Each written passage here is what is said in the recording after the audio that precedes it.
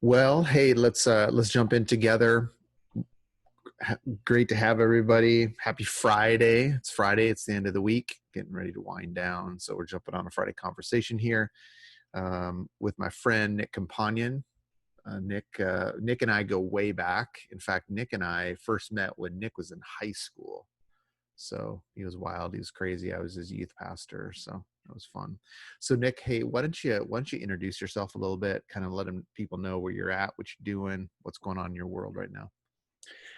Yeah, so I live here in Placerville, California, which is between Sacramento and South Lake Tahoe. We're in the foothills, and it's a beautiful area that we live in. And this for the past couple years, I've been on board with Elementum, working with Andy to develop a internship program, leadership development program that we've been doing. We tested it out here at our church, and now we're launching some different parts of that online this fall. So we're really excited about that. I've been on staff at Cold Springs Church here in Placerville for a little over 11 years now. So came on staff when I was 23 years old, and now Yeah, what a I'm in crazy my thing that was. I'm in my mid 30s. So here we are. It's like 1/3 of my life I've been on staff at Cold Springs. That's crazy. That's fun. um, yeah, so I was youth pastor for the past 11 years, and then just transitioned to being an associate pastor and focusing on helping people engage in our online uh, through our online format, and Mm. especially during the season where pretty much we're forced to just be online. It's a Yeah, definite need, and that need opened up, and the church asked if I would want to transition into that role, and so it worked out really well. yeah, that's good. That's good. So we want to jump in a conversation for a few minutes today. I invited Nick in this conversation around college students and young adults that are impact in the greater local church. So for a lot of us who are doing college ministry, young adult ministry, we love the value that they bring to our groups and to our ministries and to our, like our midweek thing. But the reality is that when we see a functioning, healthy college young adult ministry, it also has impact on the greater church body, and that's been a fun thing to be a part of. And it's been fun to watch Nick over these last few years as he's been engaging with the youth and the college students and the young adults, kind of how they've been incorporated and embedded into the greater life of the body. So why don't you tell us a little bit, Nick, just in your experience, how have like college students and young adults been a part of your ministry throughout the years? Yeah, that's great. So right when I came on staff, we had a great team of college age young adults who were leading worship in our youth ministry, and so that was kind of my first opportunity to work with a number of young people who were just out of high school or a few years out of high school, and we had a great little team of people who were doing that, and it was a lot of fun to work with them. And as things transitioned and everything, pretty much all of them moved on, moved out of the area, went off to college, did different things, and but it was just really cool to see the life and the stuff that they brought into our ministry, and the different dynamics of their personal strengths and stuff like that. That each of them brought something different to the table, and that was always fun to watch. So my first actual intern at the church was a young adult worship intern, Hmm. and just was a great partner in ministry. And then over the years, I've had a number of other interns who have come alongside of me and helped help disciple our young people, and through our youth ministry programming and all the different things that we do. Something else that's been really cool has been to see the internship program has been something that we've leaned into at Cold Springs quite a bit. And so we've had a number of, like I said, young adult interns for our youth ministry program, then also within our children's and nursery ministries. We've had a bunch of interns. And then within our worship ministry as well, we've had interns who have come on board and worked with our worship pastor. And it's just been really cool to see the life that they bring to the table, and creativity, and all the different things that Yeah. that brings. One of the things for me, I came on as a 23-year-old onto staff, And it was quickly clear to me that there was a huge gap between me and everybody else on staff. And so I was kind of experiencing what it was like to be a young adult on staff at a church. And so it's been fun to kind of bring people in and bring the average age of our overall staff down quite a bit through that. Yeah, that's fun. Yeah, I mean, even for me, that's been such a cool part of our experience. When you, so my first position was at a small church, under 100 people, right around 100 people. And when you're starting a youth ministry and you get kind of a couple college students hanging around, they become kind of your natural youth leaders, and you start pulling them into relationships and different things that they're doing. And so it's been a fun thing even for us to kind of see how young people have been integrated into different ministries that we've been part of. So I'm curious for you, Nick, because I think about even from our experience, what has been some of the impact that those people have had on the greater body, maybe some of the dynamics maybe that they bring to the equation. Mm-hmm. Yeah. So some of the dynamics that they brought is, it's really interesting. One of the things that's really guided us as we've looked at the importance of helping young people, whether they're high school or young adults, and helping them to transition well from high school into young adulthood in their faith, and how to help them grow in their faith as they make that transition instead of walking away from it. And one of those key factors is that they're investing in other people. And so one of the biggest and coolest things that we've seen is providing our young people opportunities and platforms to turn around and invest in younger people as they as they learn about the faith and as they grow in their faith. So one really cool example of that is actually this guy who's a senior in high school this year, and he shows up every Sunday morning, or he was before COVID, showing up every Sunday morning to lead worship for the children's ministry. And here's this guy high school guy, and he just gets up there and like goes crazy, and the kids love him. And so to see that, and to see someone like him investing in younger people, is a huge thing. And so some of the other people that we've seen come through who have done that, it's been cool to see how they've stuck with their faith. The couple of youth associates we have right now at the church, they were volunteering for quite some time before coming on staff and investing in younger people. And that had a tremendous impact on them, had tremendous impact on the younger people and their families. So yeah. Just a Yeah, that's been so fun for us to watch too, because I think that there, in a lot of ways, we think about how younger people, like specifically college students, young adults, they need the local church, but we don't often think about how the local church needs them. Like I think you and I have been on some mission trips together, and you think about even bringing some college students and older high school students onto those different trips, and the impact that those people make into the lives of the rest of the group.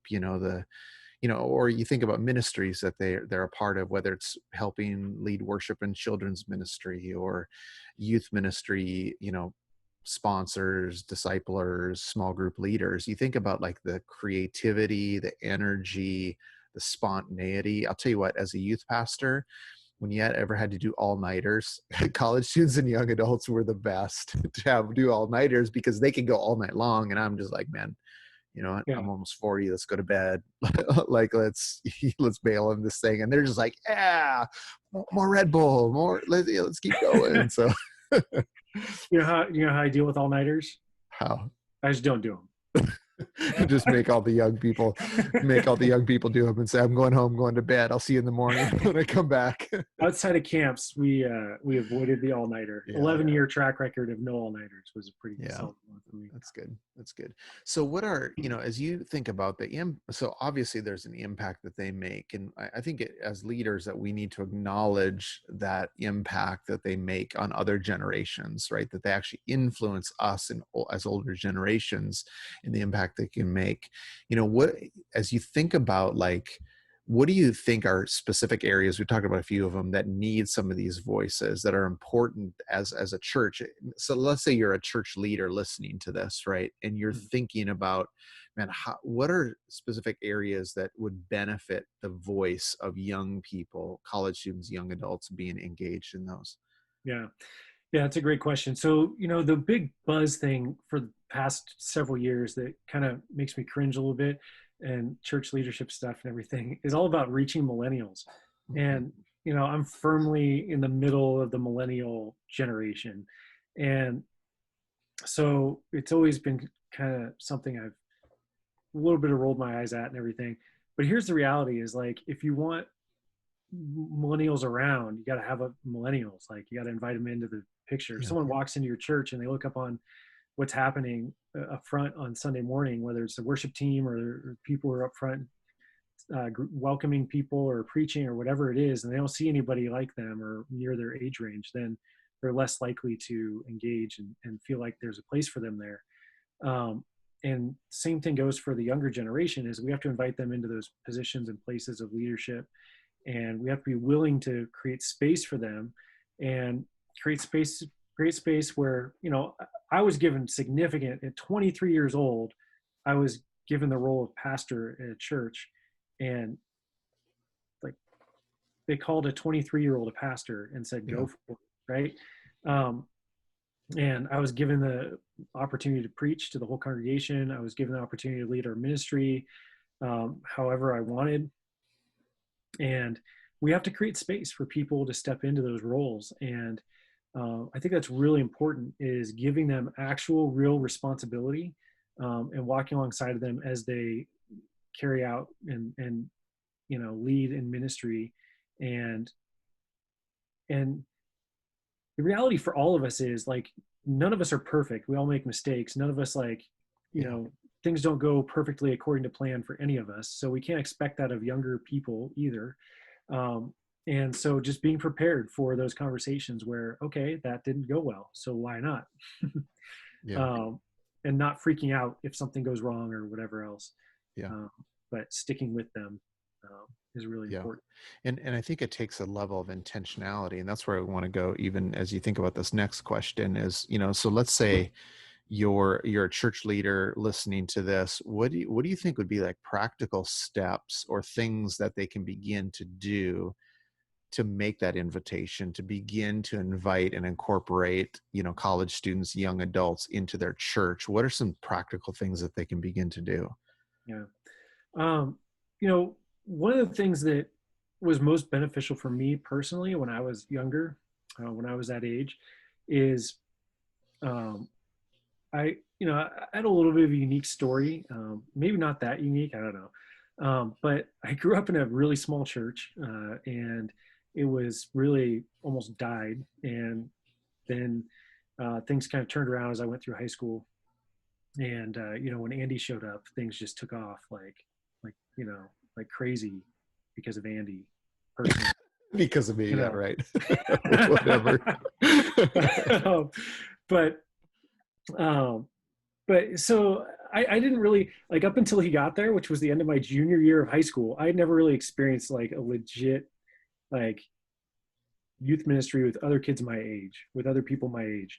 Like, I didn't have that experience. Everybody was either way older than me or way younger than me, and there wasn't really a community around me. So it was being a part of the church body that was a huge blessing to me. And growing Yeah. up in a small church where I knew everybody, and now coming back and serving in that church for the past 11 years, that's been a real asset for me. Is that I know the church, I know, like, huge part of my life. So then going to college, when I was in college, I went to Bible college. And so I wasn't really looking for a college group per se. But what I did look for was, I wanted to be a part of I joined a Bible study at our church, and it was invaluable to me. Like, it was incredible just to be a part of this group of people. And there was a couple, like one other couple that was just 2-3 years older than me. They were in their early 20s, mid 20s at that point. I was probably 19. And then everybody else was like in their 30s and 40s and 50s, who were in this Bible study together. And that was just a huge blessing to me. And it allowed me to experience the community of being a part of a church on a broader level than just like being a part of a specific college ministry or whatever else. And so inviting people into spaces that maybe you don't think they necessarily want to be in, but throwing it out there, inviting them into your Bible study, inviting them into those places where, if you have a group of guys that are meeting together and there's a young guy that you see or a young lady that you see, you want to invite her into a ladies group or invite them into a life group where there's families meeting.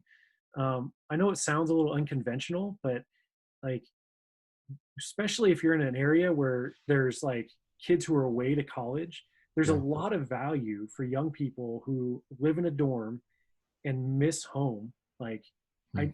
I I never had a touch of home like throughout college, but when people would invite me over to their home and I got to go and have a meal with a family, that was a huge blessing. So Yeah. church kind of brought that experience, and it was interesting to see how God wove that into us becoming a part of a church plant. That this couple who I was in that Bible study with, their son was planting a church that I got connected with 2 years later after I wasn't in the Bible study anymore. Mm. We That's so jumped onto cool. his team. So Yeah, you never know how God's going to work, but for sure. inviting them into spaces where there's community and where there's other Mm. people that they can be around is really Yeah. cool. And I think the one thing I would add on to that, because I think that's great. I think community is a vital part. I also think that there's a level of I think sometimes we can, how do I say this? We can give tasks to college students and young adults and think that we're inviting them in, you know, but what we're not giving them is responsibility Mhm. or ownership of ministry, and that's a whole different level of like incorporating young people into the life of the congregation when you allow their voice to be heard and to be listened to and to speak into different areas. You think about like how for you guys, for Daniel and Hannah, and how unique that their perspective is, like on a staff meeting, right? As 20 somethings speaking into the life of the church, they've been given authority, responsibility, ownership of ministry, and they can have a significant voice into that, which would be way different than say, hey, you can run pro presenter.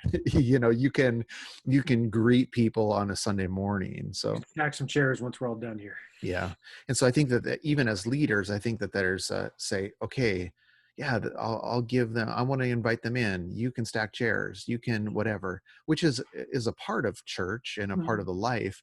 But Yeah. I think that there's another step that we need to make as leaders as well, is that to invite them into significant areas of ownership or giving them a voice to actually listen. I was doing a coaching call yesterday. They were talking about this church in North Texas had a committee to find out how to engage with college students and young adults more. And they had some college students and young adults in their congregation, and they didn't ask a single one to be on that committee to speak into it. I'm just like, what? Yeah. Like, why would you not invite their voice into that conversation Hmm. to begin to listen to it? And so I think that's a huge thing as well. Yeah. Cool. That's good. Any kind of last minute words of wisdom or things that you want to pass along before we sign off here?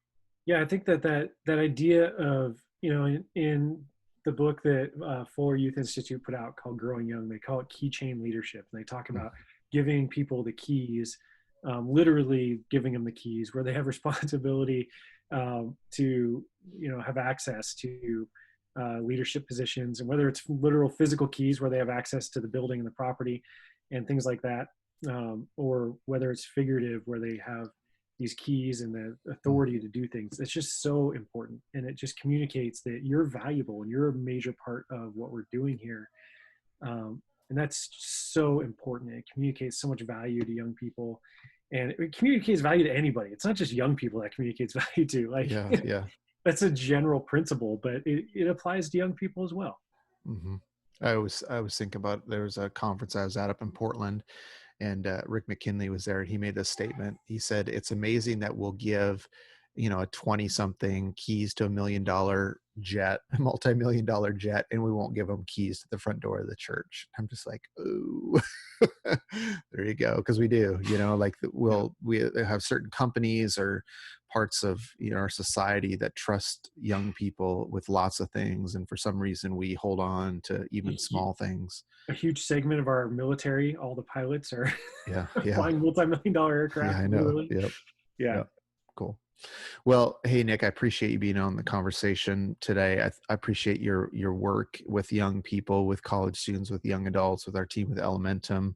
Man, if you have any questions, would love for you to reach out to us, reach out to Nick. You can even ask him a little bit more, some of these questions about how to incorporate young people into the life of the local church. So thanks everybody for being with us today. Nick, thanks for being with us. Yeah. And we will talk to you down the road. We'll see you later, everybody. Have a great day.